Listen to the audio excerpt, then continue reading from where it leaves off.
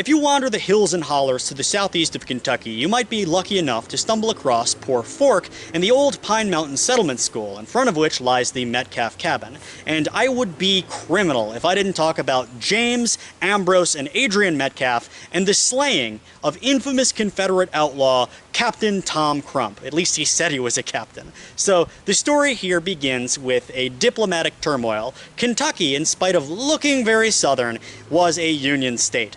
However, to the southeast of Kentucky, this was very remote backcountry, and the Union Army was not really able to swoop in and gain a firm foothold until relatively late in the war. And because it bordered Confederate states, the Confederate Army saw fit to sweep their troops in at very regular intervals, eating them out of house and home and then leaving, and anybody that complained about it would be executed. Now, because of this, there was plenty of bushwhacking, there were plenty of partisans, and most people, like the three brothers who lived in the Metcalf cabin, decided to join the Union State Guard. And one day, in early 1862, they see two men in tattered Confederate uniforms, emaciated, stumbling through the woods. And one of them is Tom Crupper. He's walking alongside his friend. When they go to intercept them, Tom throws his hands up and says, "Thank God, we're saved. We planned on defecting and joining the Union Army."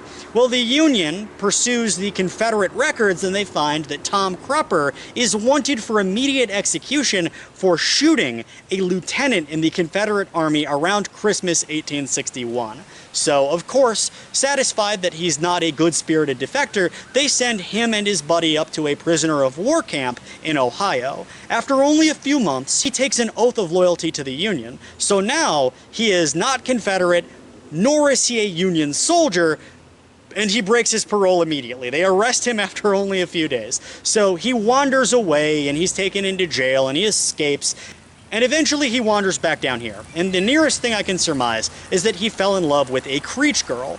And the Creech family lived on a parcel of land immediately to the west of the Metcalf family, the Metcalf cabin being at the base of Rebel Rock, a prominent outcrop on the mountain range. Well, because of this, he starts courting her. And most people in this poorest area of southeastern Kentucky show dramatic Union sympathies. The judge officiating the wedding, in fact, is a Union soldier. And three of the brothers that were families of the Creech girl that lived right next to her were also Union soldiers. And the reverend that officiated, he was also a Union man. So you can imagine that Tom Crupper was kind of sweating. There were also several of Tom's friends there, and they didn't know who they were. They would later find out that they were Confederates. And so, 4 days later, the Confederate Army sweeps through, and Tom Crupper is nowhere to be found. And everyone assumes he's a Confederate spy. Well, he comes back a little while later after the Confederate Army has left, and they draft him into the Union State Guard. And he again runs off into the hills. And he comes back, and when he returns, he finds that his wife, the Creech girl, is pregnant. And he immediately leaves her and goes over to try to court a Metcalf girl. And what follows is one of the most dramatic and little talked about incidents of partisan warfare in Appalachia that I have ever heard. The Metcalf cabin was moved over the ridgeline there, but about a 15-minute drive away, it used to sit in the shadow of Rebel Rock. And you can see how a fall from the top of this would kill any man.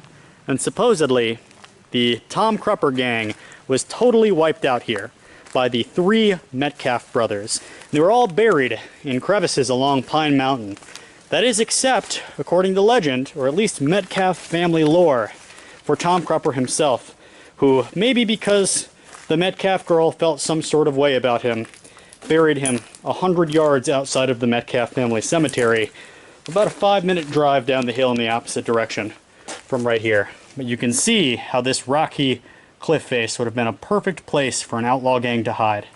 This is probably exactly the path taken by the Metcalf brothers and other members of the community, the Creech family, as they pursued Tom Crupper up the side of this rocky cliff face. You can pan around and see the sheer cliff. Buried somewhere outside of this cemetery, about 100 yards, is the grave of guerrilla rebel Captain Tom, and somewhere inside are the 3 Union brothers. And ironically, in the very back of the graveyard is a grave that is hard to come by in the Deep South nowadays, because most of them have been removed by the families.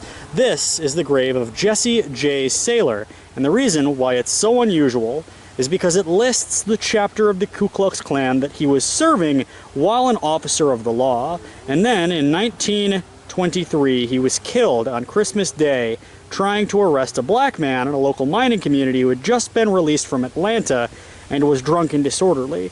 And actually the man shot Mr. Saylor twice, and Saylor managed to unholster his pistol and shoot back, delivering a fatal blow. Now, what's interesting here is that he was the grandson of one of the men who threw the Confederate guerrilla off of Rebel Rock.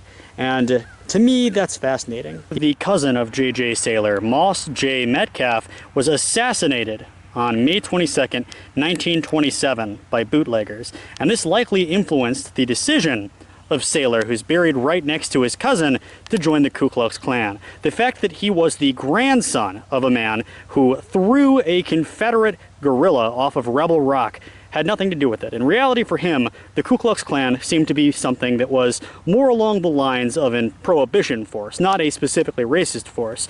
And over here is Ambrose Metcalf, another member of J.J. Saylor's family. He was the chief of police of Harlan County, and he would also be assassinated by liquor runners in 1949. What I think is interesting about his grave is the fact that some of it has been scratched off.